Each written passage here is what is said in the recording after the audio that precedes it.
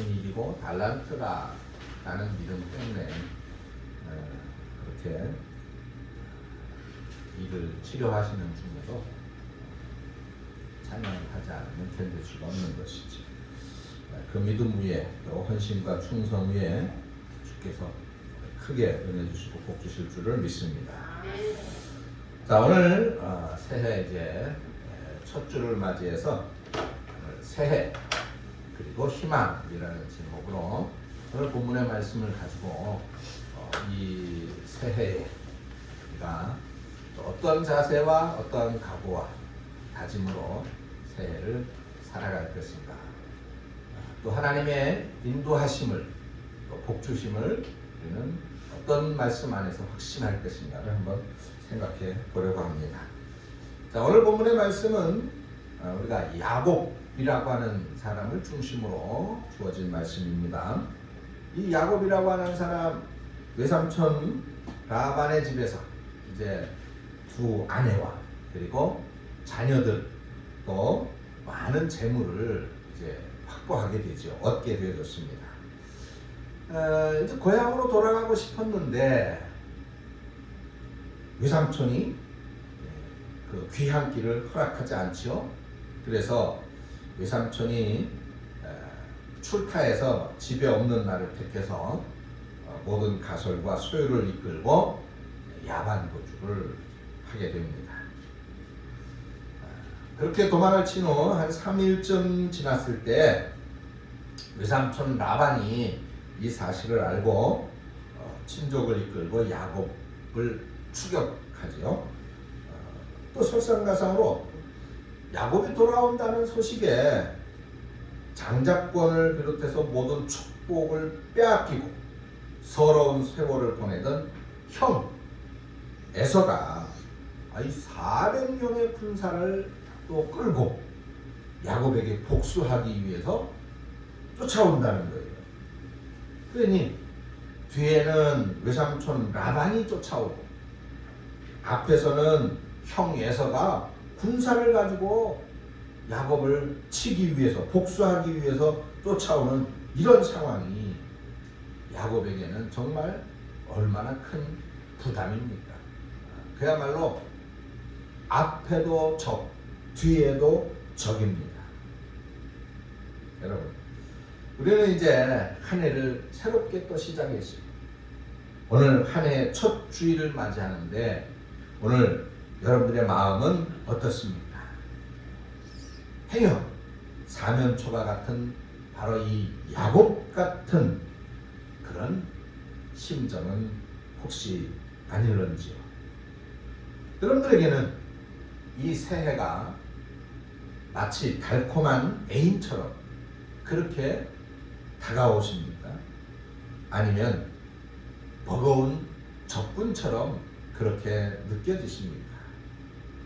지난해에 이 쌓여져 있었던 산더미 같은 문제들이 채 해결되지도 않았는데 이 새해를 맞이하면서 또 다른 문제들이 우리 앞에 기다리고 있고, 그래서 마치 야곱 같은 심정으로 오늘 우리는 이 새해를 맞이하고 있지는 않는가라고 하는 것입니다.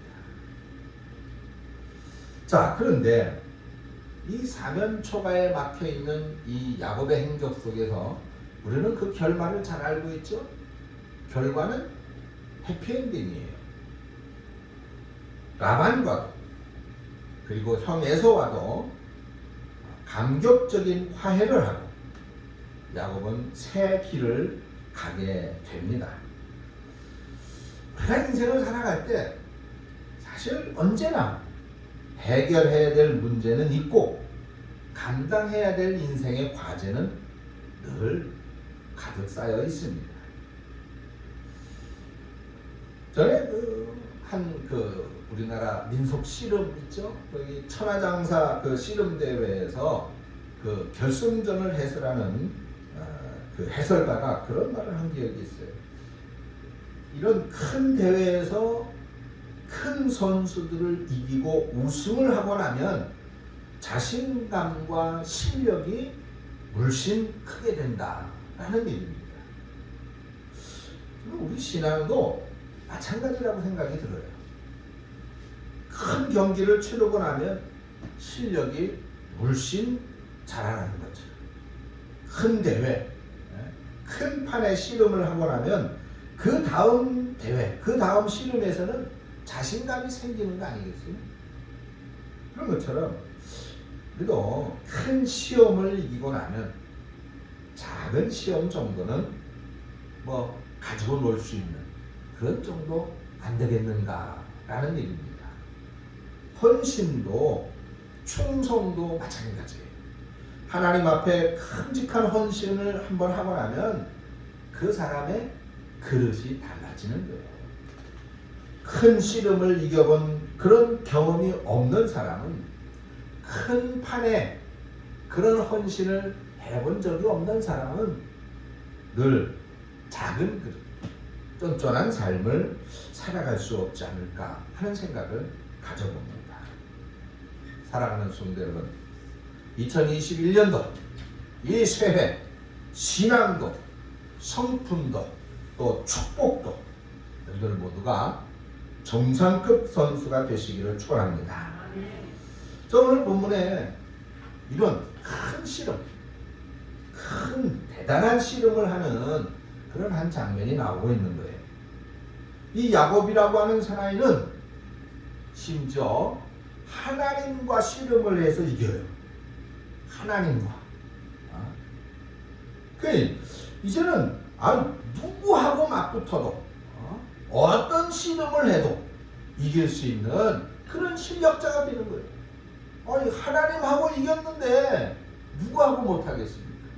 하나님에게서 이겼는데 어떤 상대하고 해서도 못 이기겠습니까?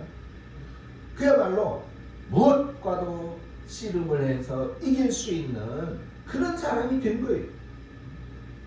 여러분, 우리가 씨름을 해도 이런 씨름 한번 해봐야 되지 않겠어요? 혹여나 우리 삶에 이런 정말 감당하기 버거운 큰 씨름 만나신 분이 계신지 모르겠습니다. 그러시다면 올해 멋지게 승리하고 일어서시기를 축원합니다. 그러면 그야말로 쾌감도 또 축복도 그만큼 커질 줄로 믿습니다. 우리가 알다시피 이 야곱은 형을 꾀가지고 장자의 명분을 빼앗았죠. 눈먼 아버지를 속였습니다. 그리고는 축복을 가로챘어요. 그리고 하란 땅 외삼촌인 이 라반의 집으로 도망가서 거기서 20년 동안 망명 생활을 하게 됩니다. 그 20년 기간 동안 마음에 드는 한 여인을 얻기 위해서 14년을, 그리고 재물을 얻기 위해서 또 6년을 머슴살이로 보내죠. 그리고는 이제 그렇게 꿈꾸던 자기 가문의 족장이 되기 위해서 고향으로 돌아오는 겁니다. 돌아오다 생각하니까 형 예서가 자기를 그냥 두고 가지 않은 거예요. 복수가 두렵습니다. 그래서 꾀를 냈어요. 형 에서한테 먼저 많은 선물을 보냅니다. 사실 선물이 아니라 뇌물이죠. 나 좀 잘 봐주십시오. 과거 내가 형을 속이고 장자권을 빼앗은 거를 기억하지 말고 잊어주십시오. 그런 뇌물입니다. 근데 그 내용이 본문 13절에 잘 기록이 되어져 있는데, 거기 보니까 형 에서를 위해서 예물을 택하니 암염소가 200이요, 숫염소가 20이요, 암양이 200이요, 숫양이 20이요, 전나는 낙타 30과 그 새끼요, 암소가 40이요, 황소가 10이요, 암나비가 20이요, 그 새끼 나비가 10이라. 자, 이거 보세요. 가만히 보니까 암염소, 암양, 이런 암소, 이게 훨씬 많아요. 그죠? 순놈보다. 이 얘기는 뭐냐? 가장 최고의 선물을 보냈다 그 말이에요. 좋은 선물이었다 그 말입니다. 자, 그렇게 어마어마한 뇌물을 보냈어요. 그런데 그러고도 불안했던 거예요. 그래서 가족과 재산을 3분대로 나눕니다. 그래가지고 1분대는 앞에 가인과 자식들과 재산을 1분대로 나누고, 또 2분대는 레아의 자식과 그 재산을 2분대로 나눕니다. 그리고 3분대는 뒤에 따라갈 제 3분대에는 자기가 그렇게 사랑했었던, 그래서 14년을 무려 14년을 얻기 위해, 이 여인을 얻기 위해 투자했던 그 여인 바로 라헬이죠. 라헬과 그 자식과 재산을 이제 세 번째 마지막 맨 뒤에 세우도록 그렇게 3분대를 나눴어요. 자, 그러면 야곱은 가장이잖아요. 가장. 그러면 1분대, 2분대, 3분대를 나눠서 혹시 형 에서가 1분대를 싹 죽이면 2분대, 3분대 어떻게 도망가야지. 근데 1분대, 2분대 죽이면 3분대 도망가야 되잖아요. 그러면 자, 가장은 어디에 있어야 됩니까? 어디에 서야 돼? 가장. 우리 조준필 집사님, 가장은 어디에 서야 돼? 4번에 맨 뒤에 있을 거야. 살아남아야 되니까. 아이, 우리 사이 자격이 없는데. 가장은 일반적으로 가족들을 책임져야 되잖아. 응? 그러면 맨 앞에 나가서 형 에서가 혹시 복수의 칼을 휘두르면 가족들을 지키기 위해서 싸워야지. 맨 앞에 가서. 근데 이 야곱은 맨 뒤에 숨습니다.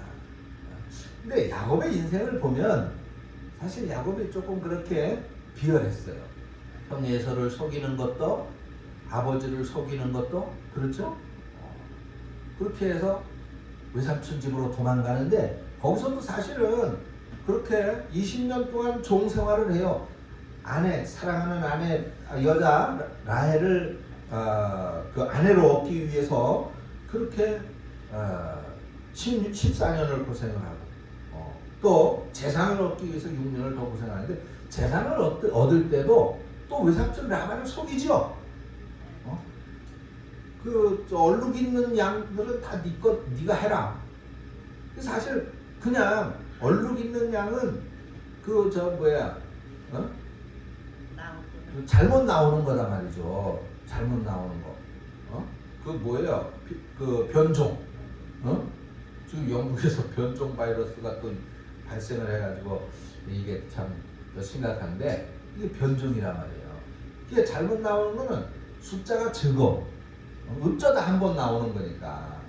그러니까 쉽게 얘기해서 이 외삼촌을 속이고 양들을 더 많이 불리기 위해서, 자기 재산을 불리기 위해서 양들을, 쉽게 얘기하면 우리나라 온나무 비슷한 그런 나무 근처로만 자꾸 양을 끌고 가가지고 그 변종들이 많이 생기도록 그렇게 해서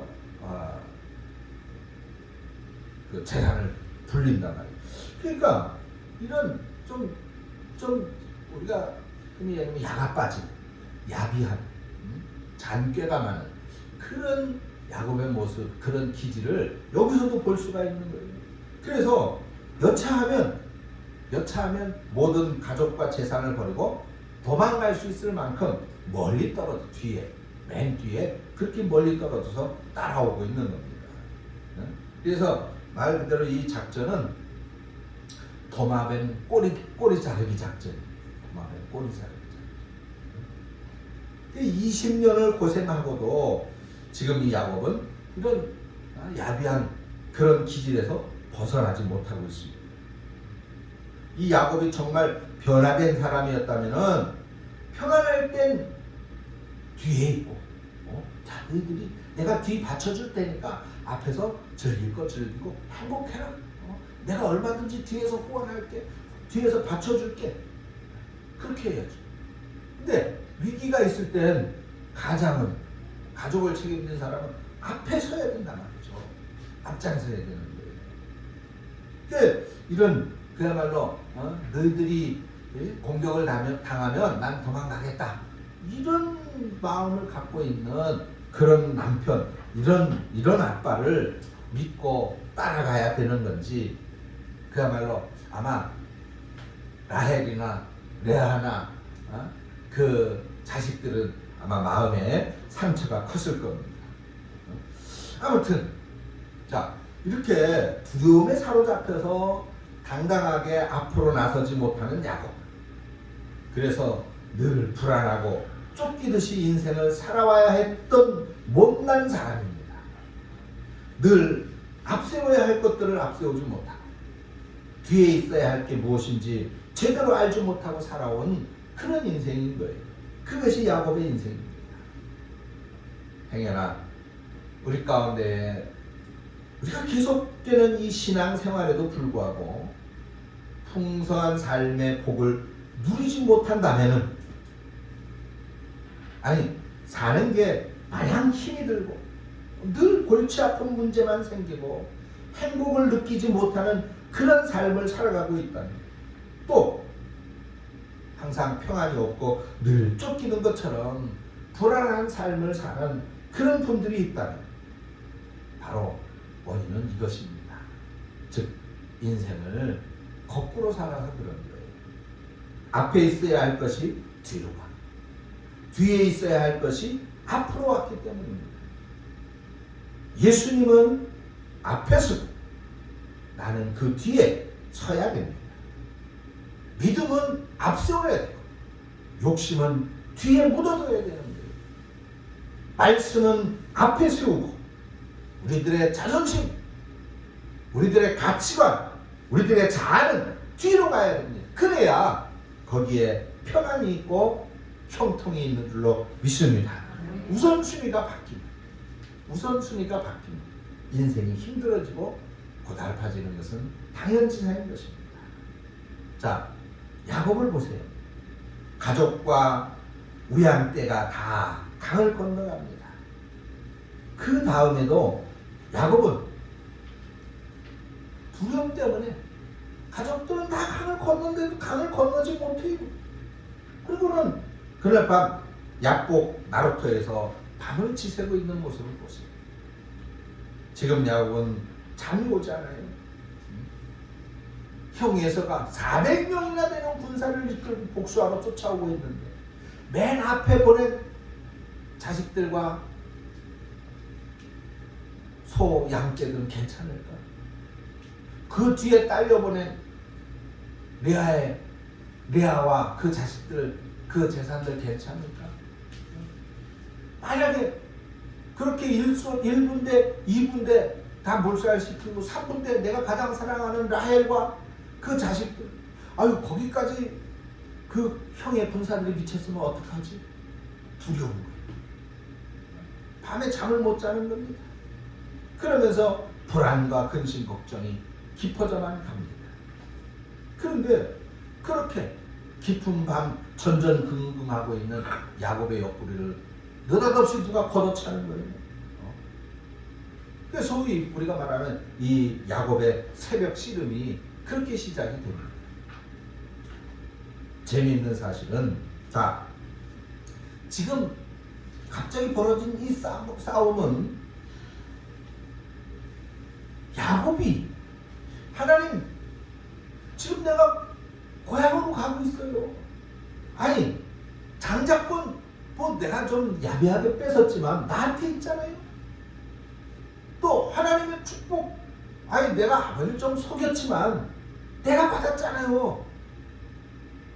그런데 하나님 이제 내가 그 축복의 땅, 하나님이 복 주신 그곳으로 내가 돌아가려고 하는데 하나님 형의 에서가 이렇게 복수하기 위해서 쫓아오고 있답니다. 어떻게 해야 됩니까? 지금 그 장면이 없어요. 그렇죠? 그냥 걱정하고 근심하고 있는 거예요. 불안해하고 두려워하고 있는 거예요. 하나님 안 찾아요. 그런데 느닷없이 하나님이 와서 야곱을 시비를 걸었습니다. 그렇죠? 자, 24절 보세요. 24절. 야곱은 홀로 남았어요. 홀로 남았더니 어떤 사람이 찾아와서 날이 새도록 야곱과 씨름하다 그랬습니다. 여기 중요한 주격이라 그러죠. 주격은 어떤 사람입니다. 어떤 사람이 왔다. 자, 그 어떤 사람이 누구예요? 하나님이잖아요. 하나님이라는 거 우리 잘 알고 있습니다. 자, 그렇게 해서 씨름이 붙었어요. 싸움이 붙은 거예요. 그래서 그 판정이 어떻게 났느냐? 25절에 보니까 자기가 야곱을 이기지 못함을 보고 그랬습니다. 자, 여기서도 분명히 주격이 있어요. 주격은 뭐예요? 먼저 옆구리를 걷어찬 사람, 바로 그 사람이죠. 그 사람, 야곱에게 찾아온 그 사람. 무슨 얘기입니까? 지금 야곱이 정말 그렇게 내 가족들, 내 아내, 내 자식들, 형 에서의 칼에 다 죽겠다, 그 군사들에게 다 죽겠다, 이거 큰일 났다, 어떻게 하면 좋지? 두렵고 걱정이 깊으면 하나님을 붙들고 철야기도 해야 되잖아요. 그죠? 금식기도 해야 되잖아요. 근데 그런 상황이 아닙니다. 야곱이 하나님을 붙들고 하는 게 아니, 오히려 하나님 쪽에서 야곱에게 왔어요. 왜? 하나님이 왜 왔을까? 하나님이 뭔가 야곱에게 할 일이 있었던 거죠. 야곱에게 뭔가 요구할 게 있기 때문에 하나님이 찾아왔다 말입니다. 사랑하는 성도 여러분, 우리가 당하고 있는 고난의 씨름이 바로 하나님께서 나를 변화시키기 위해서, 나에게 뭔가 하고 싶은 말씀이 계셔서, 나에게 뭔가 주시고 싶은 것이 있어서, 그래서 나에게 더러운 씨름이라고 하는 사실을 믿으시기 바랍니다. 하나님이 오신 거예요. 창세기 28장에 베델에서 야곱의 사다리를 통해서 하나님을 만나지요. 그때도 마찬가지입니다. 이 사다리, 하늘로 향하여진 그 사다리는 야곱이 놓은 게 아니에요. 야곱이 하나님께 올라가기 위해서 만든 사다리가 아닙니다. 하나님께서 야곱에게 내려오시기 위해서 놓으신 사다리였던 거예요. 그렇죠? 하나님이 찾아오신다는 거예요. 이것이 우리 기독교입니다. 우리 하나님은 바로 이런 분이에요. 하나님은 언제나 찾아오시는 분입니다. 내 인생의 주관자는 내가 아니라 바로 하나님이십니다. 그분이 오늘도 내 인생 속에 간섭하시고 내가 만든 모든 사건 속에 개입하고 계신 줄 믿으시기 바랍니다. 우리네 인생에는 해결해야 할 과제가 많고 많습니다. 그런데 그 많고 많은 문제들 중에 가장 먼저 해결해야 될 것이 바로 나 자신이에요. 나 자신이 바뀌어야 됩니다. 나 자신이 변화되는 거예요. 그 많은 세월을 지켜봤지만 하나님의 커다란 기대에도 불구하고 조금 더 변하지 않는 나 자신, 타성적인 교회 생활, 형식적인 신앙 생활, 하나님을 자신의 욕심을 채워주는 그런 분 정도로 믿는 그런 현세적인 종교의 뚜렷한 변화의 조짐조차 없는 야곱 같은 사람, 그런 사람이 있다면 그런 사람 마침내 하나님께서 간섭하시고 들어오시는 것입니다. 하나님께서 옆구리를 걷어차고 씨름을 걸어오시는 거예요. 내가 변하지 않으면 하나님이 걷어차면서 내 잠을 깨우는 것을 믿으시기 바랍니다. 오늘 본문을 보세요.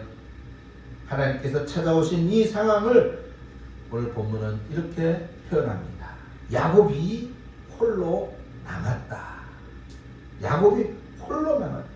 내가 홀로 있는 그 시간, 고독을 느끼는 그 시간, 그 시간은 바로 하나님이 찾아오는 시간입니다.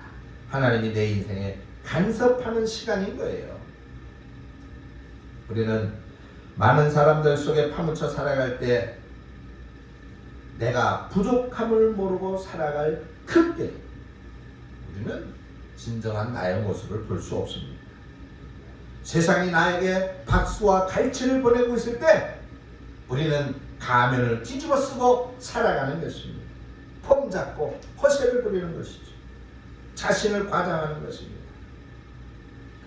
그 모습은 참된 나의 모습이 아니라 위장된 나의 모습인 것이에요.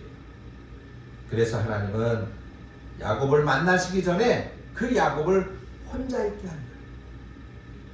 고독하게 한 것입니다. 외롭게 한 것입니다. 그때 사람은 비로소 나를 찾게 돼. 내가 지금 뭐하고 있는 것인가? 내가 지금 여기서 뭐하고 있는가? 우리가 신앙생활을 하면서도 이 직분이라고 하는 가면을 쓰고 살 때가 있습니다. 사람들과 어울리고 동료들에게 둘러싸여 있을 때 우리 자신의 실체를 보지 못합니다. 20년, 30년, 40년 신앙의 연조가 가면이 돼서 우리 하나님을 만나지 못하는 그런 사람들도 있습니다. 세상에서 소위 잘 나가던 사람이 교회에 들어오면 그 가면 때문에 그 체면을 벗어던지지 못해서 하나님을 못 만나는 거예요. 그래서 얼마 동안을 기다리시던 하나님께서 더 이상 나를 버려둘 수 없기 때문에 나를 홀로 있게 만드시는 겁니다. 박수 소리를 떠나게 하는 것이에요. 사람들이 내 곁에서 떠나갑니다. 많은 일거리들이 사라집니다. 병실에 홀로 누워있을 때가 있습니다. 바로 이럴 때는 자신의 실체를 발견하는 시간이에요. 바로 이럴 때야말로 하나님을 만나야 할 시간인 것입니다. 누가복음 15장의 탕자를 보세요. 돈이 많고 친구들이 많을 때는 자기 자신을 보지 못했어요. 아버지를 기억하지 못했습니다. 근데 15장 14절 말씀해 보니까 다 없앤 후에 재물도 다 없어지고 친구들도 다 떠나간 다음에 그렇게 다 없앤 후에 17절에 보니까 이에 스스로 돌이켜 자기 자신에게로 돌아왔다는 얘기죠. 자기를 보았다는 것입니다. 다 버려지고 다 없애지고 다 떠나간 후에 비로소 아버지를 찾게 되더라는 것입니다. 오늘 본문에서 야곱이 벌거벗은 이 자리를 야복강 나루터라고 말합니다. 야복이라고 하는 말 의미가 있어요. 비운다, 몽땅 털어버린다, 쏟아버린다 그런 뜻입니다. 이 야복 나루터는 야곱에게 있어서 적어도 지금까지 쌓아왔던 자신의 인생을 철저하게 비우는 장소였던 거예요. 벗어야 입을 수 있고 비워야 비로소 새 것을 채울 수 있습니다. 사랑하는 여러분, 교회가 야복 나루터입니다. 이곳까지 와서도 자신을 비우지 못하면, 하나님 앞에 서서도 교회에 와서도 가면을 벗지 못하면, 은혜의 자리에 와서도 헛된 욕망을 쏟아버리지 못하면, 그러면 하나님 못 만나는 거예요. 만나지 못합니다. 아무리 교회 와도 은혜 받을 수 없습니다. 아무리 교회 와도 하나님이 당신을 도울 수 없는 것입니다. 교회 와서 다 쏟아내고 다 털어놓고 하나님 앞에 홀로 서는 그 순간이 있어요. 그래서 하나님 앞에 그야말로 정직한 나의 모습 다 비워나고 그저 나만 있는 그런 나의 모습, 내 영혼이 정말 하나님 앞에 1대1로 만나게 되는 그 모습, 그 모습을 우리는 교회에 와서 그 모든 것들을 다 털어냈을 때에 비로소 갖게 되는 거예요. 그렇게 될 때 그 영혼의 그릇, 축복의 그릇, 깨끗이 청소되고 준비된 그 그릇 위에 하나님께서 새 것을, 놀라운 것을 기적으로, 새 삶으로 만들어 주실 줄로 믿습니다. 우리는 새해 첫 주를 맞이해서 바로 이렇게 영혼의 그릇, 축복의 그릇을 비우고 깨끗이 청소하고 준비된 마음으로 2021년 새해를 하나님과 더불어 동행하여 전진할 수 있기를 축원합니다. 자, 이제 하나님께서는 홀로 있는 야곱에게 싸움을 걸어왔어요. 그 싸움이 밤새 계속됐습니다. 그리고 새벽녘에 하나님은 야곱의 허벅지 관절을 치셨습니다. 허벅지 관절, 환도뼈라고 그러죠. 엉덩이뼈, 고관절이라고, 우리 흔히 고관절이라고 합니다. 근데 이 허벅지 관절은 사람의 상체와 하체를 연결하는 뼈를 말합니다. 그래서 우리 인체 중에서 가장 강한 뼈라고 그래요. 사람이 힘을 쓸 수 있는 가장 중요한 부분이라고도 그럽니다. 이 영적으로는 이 환도뼈가 어떤 이에게는 직업일 수도 있고, 또 직장일 수도 있고, 또 어떤 이에게는 자녀일 수도 있고, 또 어떤 이에게는 권력일 수도 있고, 또 집안 배경이 될 수도 있을 것입니다. 근데 하나님께서 이 허벅지 관절을 내려치시니까 야곱은 그 자리에 쓰러지고 말지요. 하나님께서 왜 야곱이 힘을 쓸 수 있는 이 마지막 자리를 치셨을까요? 지금까지 야곱은 나는 내 힘으로, 내 꾀로, 내 지혜로, 내 재주로 뭐든지 할 수 있다 라고 하는 인생입니다. 그렇게 살아왔잖아요. 그리고 태어나서 장자가 됐단 말입니다. 아버지의 축복도 가로챘단 말입니다. 말 그대로 맨손으로 거부가 됐고 미인을 얻었고 명예를 얻었습니다. 그러니까 내가 마음먹으면 안 되는 일이 없다. 나는 무슨 수를 써서라도 내 목적을 이루고야만 한다. 그야말로 오만방자한 그런 인생이었던 것입니다. 이런 야곱을 하나님께서 때려눕히셨어요.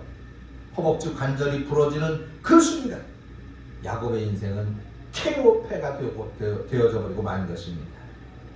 이제 내 인생은 깨끗이 끝났구나.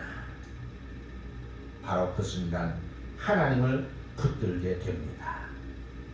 내 건강에 자신만만해서 방탕하던 한 인생이 병색에 들어놓을 때가 있습니다. 내 주머니에 돈이 있기 때문에 하나님을 의지하지 않던 사람이 실패를 경험하게 됩니다. 능력이 많다는 것 때문에 기도하지 않던 사람이 자신의 한계를 깨닫기 시작합니다. 바로 이때가 허벅지 관절이 부러지는 순간이라고 말입니다. 야곱은 허벅지 관절이 부러지는 그 순간, 이제 내 인생이 끝났다고 생각되어지는 그 순간 바로 하나님을 붙들게 됩니다. 이제 내가 의지할 분은 하나님 한 분밖에 없구나. 하나님, 나는 당신 없이 살 수가 없습니다. 주님 없이는 살 수가 없어요. 당신의 축복이 없이는 나는 살아갈 수가 없습니다. 비로소 고백하는 거예요. 26절에 보세요. 야곱이 이르되 당신이 내게 축복하지 않으면 가게 하지 않겠습니다. 이때의 상황을 호세아 선지자는 호세아 12장 4절에 이렇게 표현하고 있습니다. 천사와 겨루어 이기고 울며 그에게 간구하더라.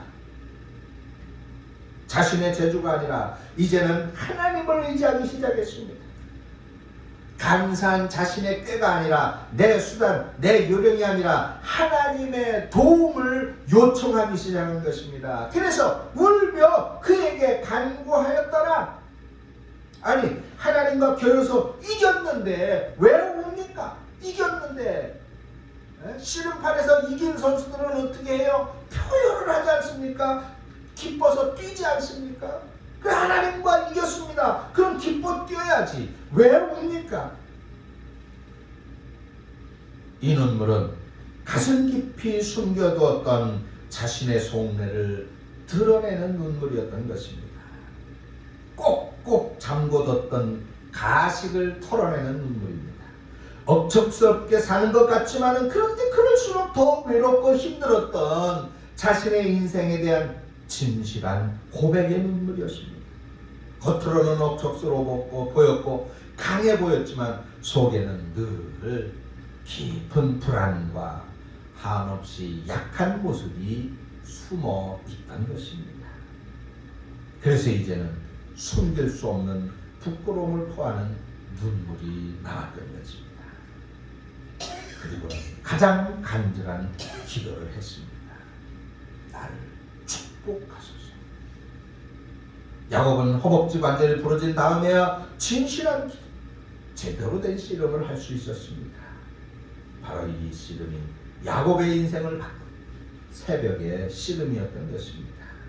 여기가 장소적으로 야복 나루터였다니 시간적으로는 새벽입니다.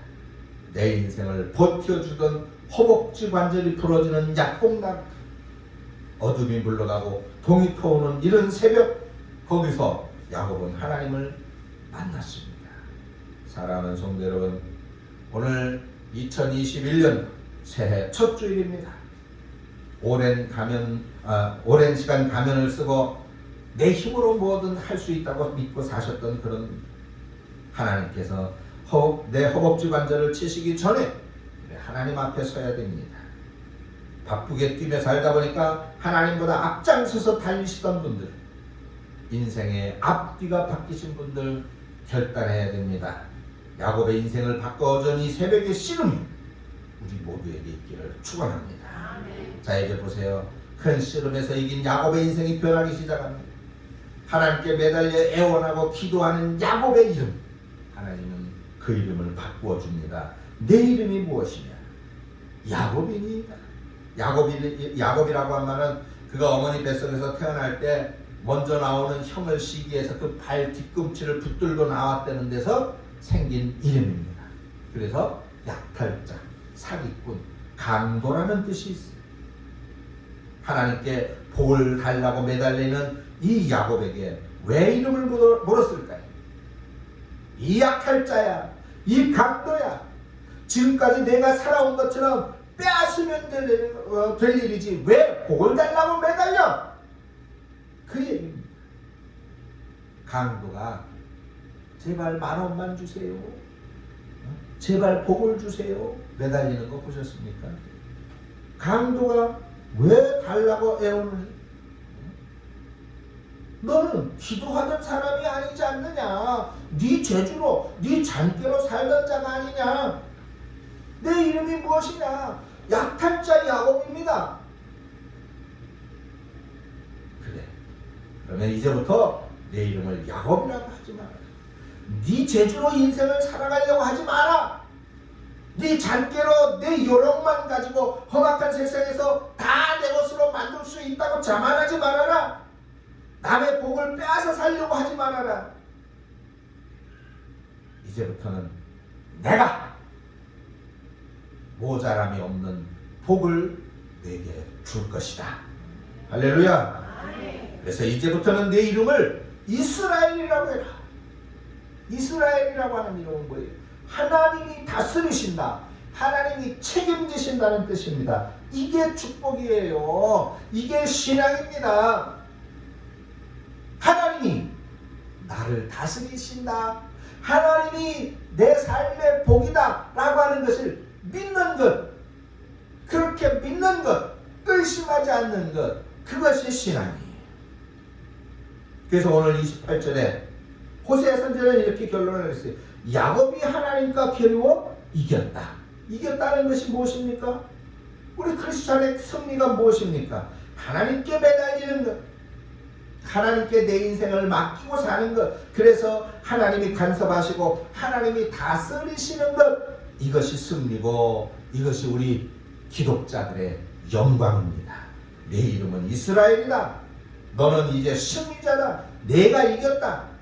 복을 얻어내는 싸움에서 내가 이겼다는 것입니다. 자신의 못난 욕망, 자아, 가면으로부터 이겼다는 것입니다. 누가 승리자입니까? 자신을 죽일 수 있는 자가 승리자입니다. 누가 이스라엘입니까? 하나님 앞에 무릎 꿇어 매달릴 수 있는 사람, 두 손 들고 항복하는 사람이 바로 이스라엘입니다.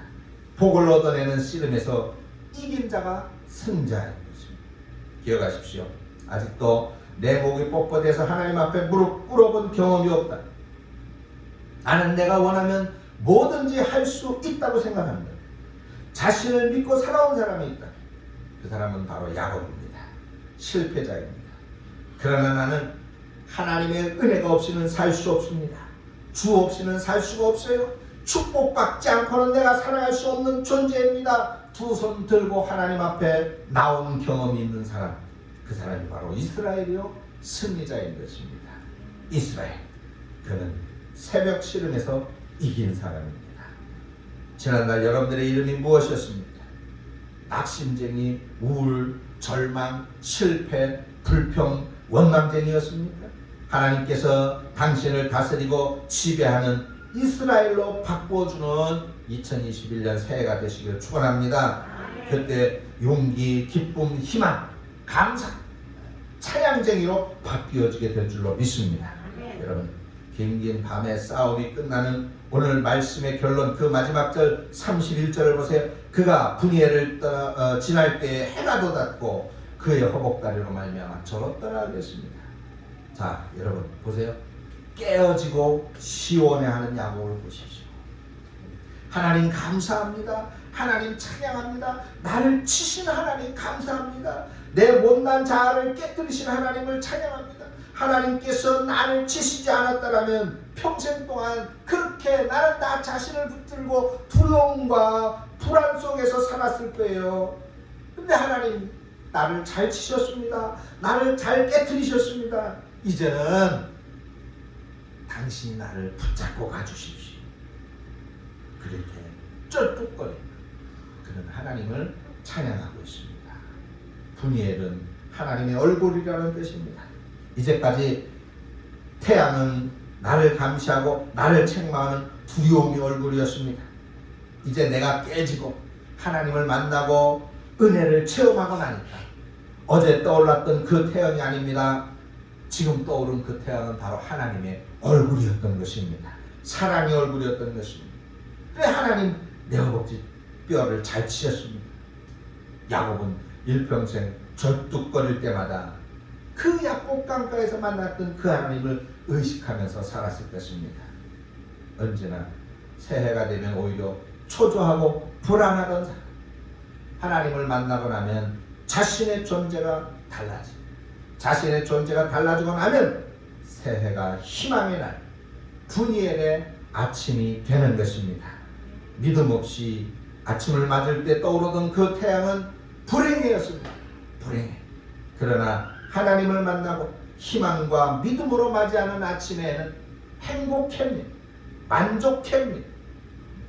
불행해가 떠오르는 것이 아니라 행복해가 떠오르는 것이고 만족해가 떠오르는 거예요. 위대한 신앙의 선배 어거스틴은 말했습니다. 위풍당당하게 불의의 길을 걸어가는 것보다 절뚝거리며 의의 길을 걷는 것이 바로 축복이다. 그러나 하나님이 나를 홀로 남도록 강권하시기 전 하나님과 함께 거하는 사람이 있습니다. 하나님이 내 허벅지 뼈를 치시기 전에 하나님께 매달릴 수 있는 사람이 있습니다. 절뚝거리며 절며 하나님을 찬양하기 전에 그렇게 쩔뚝거리지 않고도 얼마든지 하나님을 기쁘시게 하는 사람이 있습니다. 그 사람이 바로 지혜로운 사람입니다. 한 번도 인생을 바꾼 영적 씨름의 맛을 보지 못한 사람이 있다면 여러분들이 신령한 씨름하고 그리고 그 씨름에서 승리하고 일어설 때 분이엘의 아침 햇살이 분명코 비춰올 것입니다. 분명히 태양은 어제의 태양입니다. 어제의 그 태양이 아닌 새로운 태양이 오늘 떠오릅니다. 하나님의 얼굴, 바로 분이엘의 태양입니다. 이 분이엘의 태양을 바라볼 수 있는 사람, 그 사람에게 우리는 희망의 새해다 라고 외칠 자격이 주어질 것입니다. 기도하겠습니다. 하나님 아버지, 오늘 우리에게 희망의 새해를 열어주심을 감사합니다. 어제의 해가 아니다.